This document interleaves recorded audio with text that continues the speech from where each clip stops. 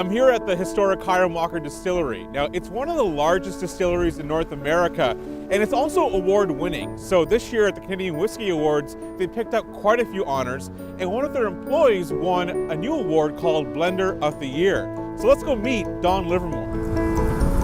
I started out here as a microbiologist. I moved and worked here in this lab behind us. This is our distilling lab many years ago. It is an infrared light that shines up underneath and detects. I went and did my Master's of Science in Brewing and Distilling, and then I furthered my degree and did a PhD in Brewing and Distilling. So I'm one of very few master blenders in the world that has a PhD in Brewing and Distilling.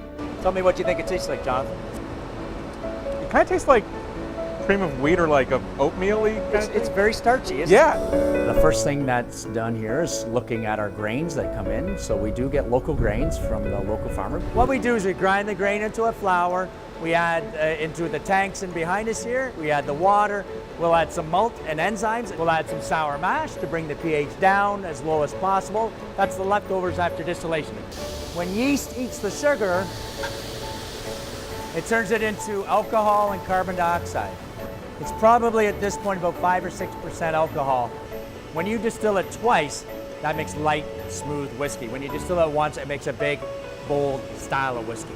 We then bring it over to our drain and fill department where we actually will fill up our barrels. With Canadian whiskey, all we have to do is be aged in a wooden barrel of less than 700 liters for a minimum of 3 years.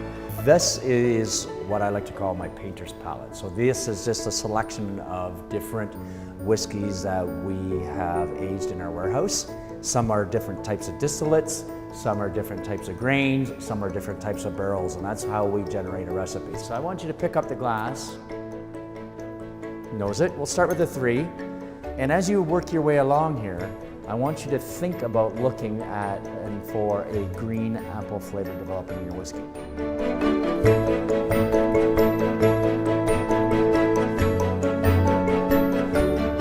Okay, so right now I got you at 57% that, 30% that. So that's not a bad, 2/3 to 1/3 is not a bad way to go. Yeah. You want to make this your blend? Yeah, let's do it. If you over pour, don't pour it back in the bottle. Just pour it in the discard beaker here.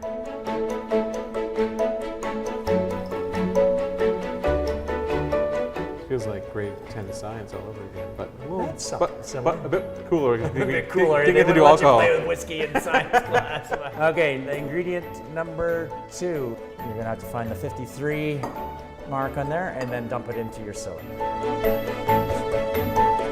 You wouldn't be making whiskey unless there was a little bit of spillage. Look at that. So the next ingredient we call for is that rye star, that new really dark looking one that you have there.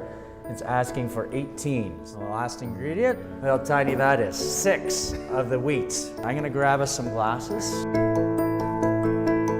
Does it look good? Yeah, what is this? This is water.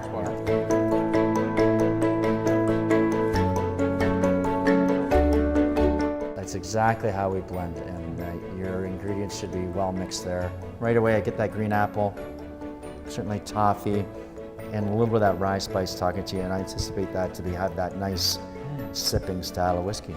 Cheers. Cheers.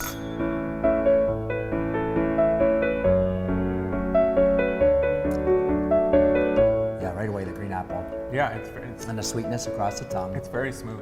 We'll make you a blender yet, Jonathan. This is incredible.